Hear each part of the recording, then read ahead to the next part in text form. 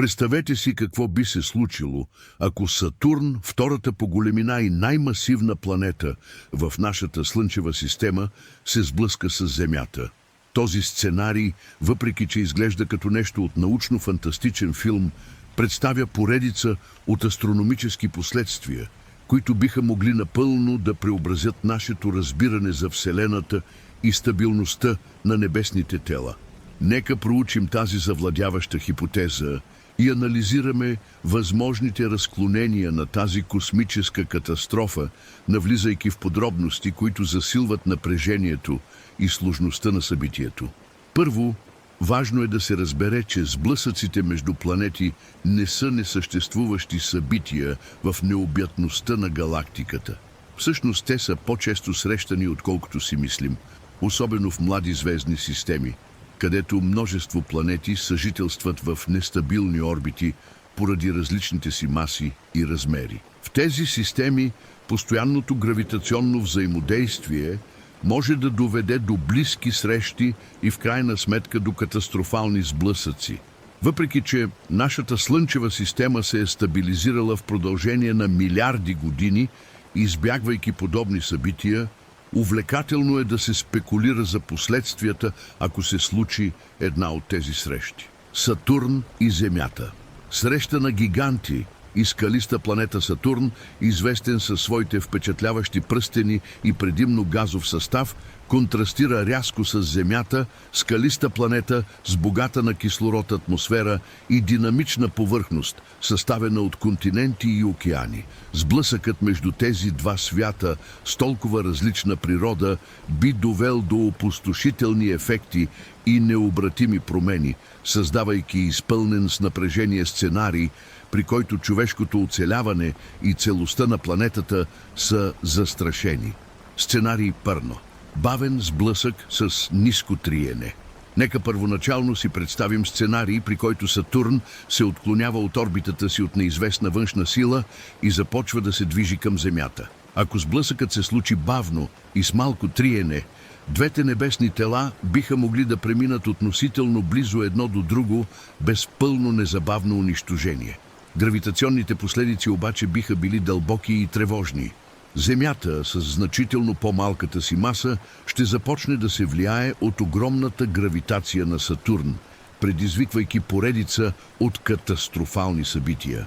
Гравитационни приливи и природни бедствия. С приближаването на Сатурн гравитационните приливи над Земята ще се увеличат експоненциално. Земната кора ще бъде изкривена, което ще доведе до земетресения с невъобразим мащаб, които ще разтърсят цели континенти. Тектоничните разломи ще се движат бурно, предизвиквайки масивни вулканични изригвания, които ще изхвърлят пепел и токсични газове в атмосферата, блокирайки слънчевата светлина и причинявайки глобална зима.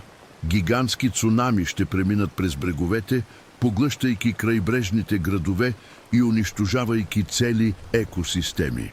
Газовите слоеве на Сатурн ще започнат да взаимодействат с земната атмосфера, създавайки хаотична смес от газове, която драстично ще промени състава на атмосферата.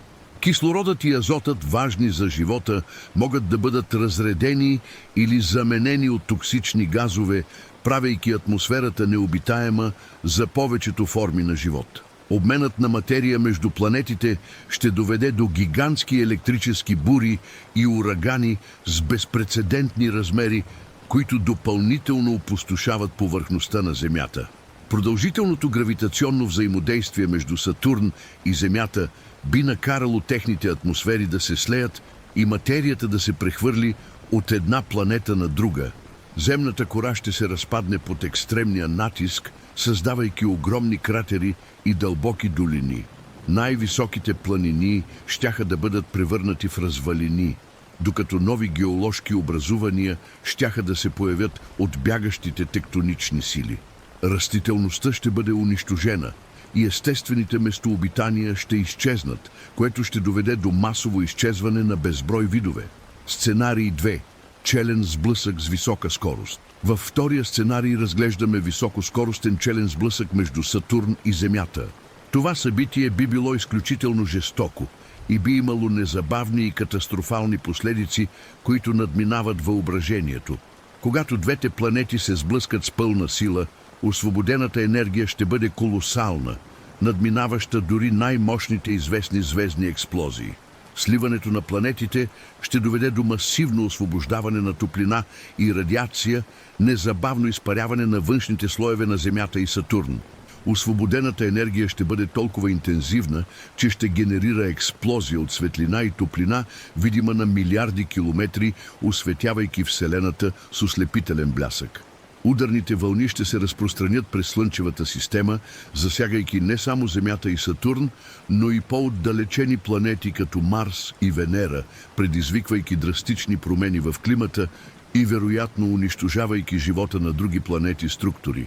Външните слоеве на двете планети ще бъдат заличени, образувайки облак от отломки и плазма, който ще се разпространи в космоса. Температурите ще достигнат толкова високи нива, че всяка форма на твърда материя ще се разпадне моментално. Земята и Сатурн, сега само фрагменти от предишната си форма, ще бъдат погълнати от гравитационни и топлинни сили в безпрецедентен спектакъл на разрушение. След сблъсъка структурата на Слънчевата система ще бъде напълно променена.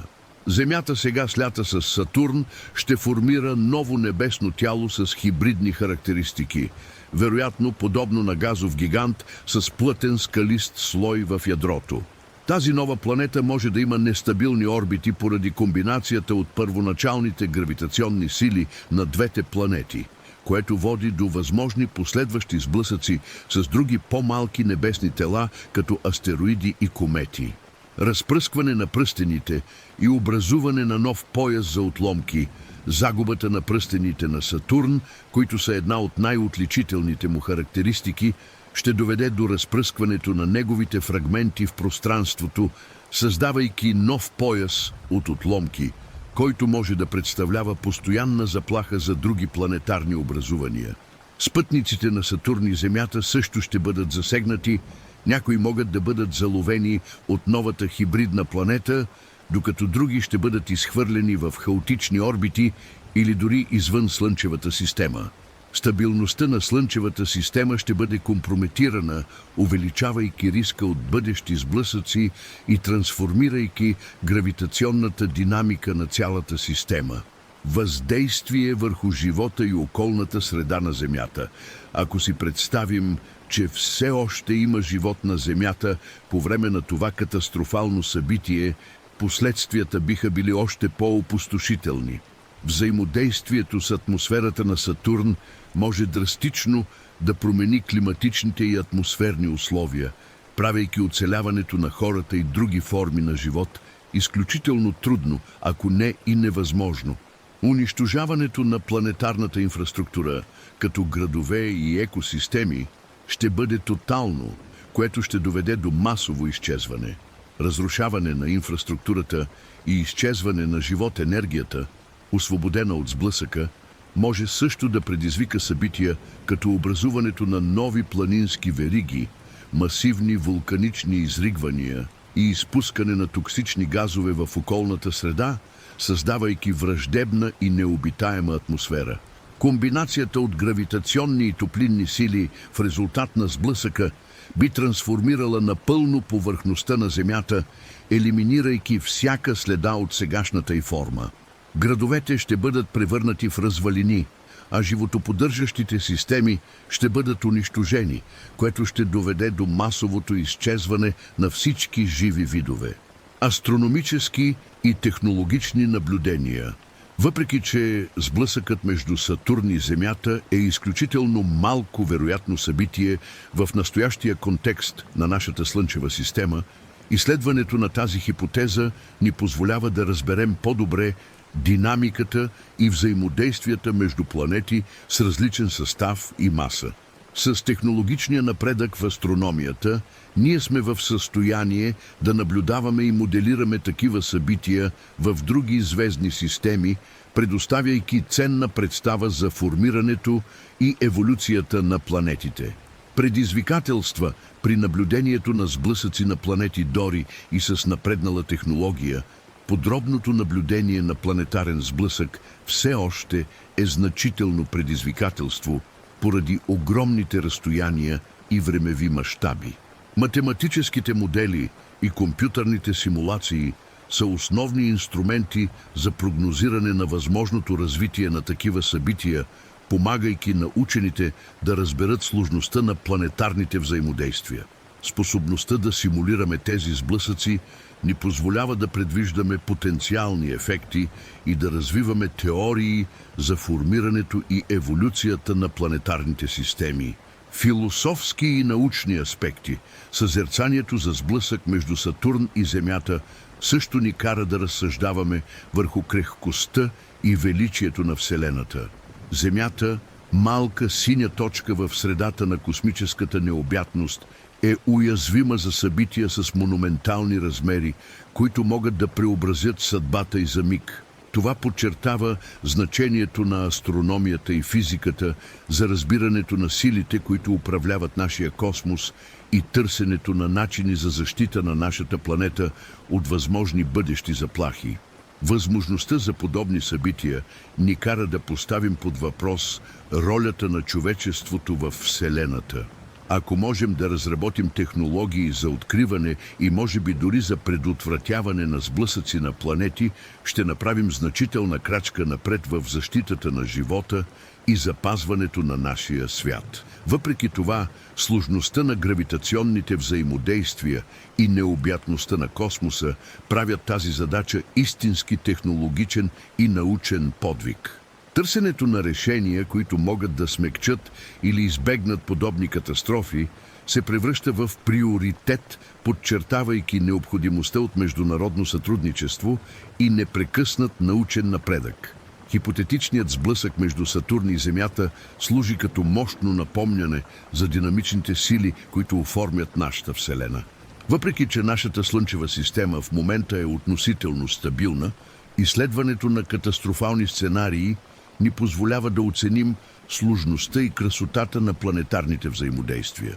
Това упражнение в научното въображение не само обогатява нашите знания, но също така ни вдъхновява да ценим и защитаваме нашата планета, като гарантира, че можем да продължим да обитаваме и изследваме космоса по безопасен и устойчив начин. Благодарим ви, че проследихте това задълбочено изследване на планетарен сблъсък между Сатурн и Земята. Надяваме се, че това съдържание е събудило любопитството ви и е разширило разбирането ви за огромните възможности, които Вселената крие за нас. Не забравяйте да се абонирате за нашия канал, да харесате и да споделите това видео в социалните си мрежи, за да могат повече хора да се присъединят към нас в това пътуване в неизвестното.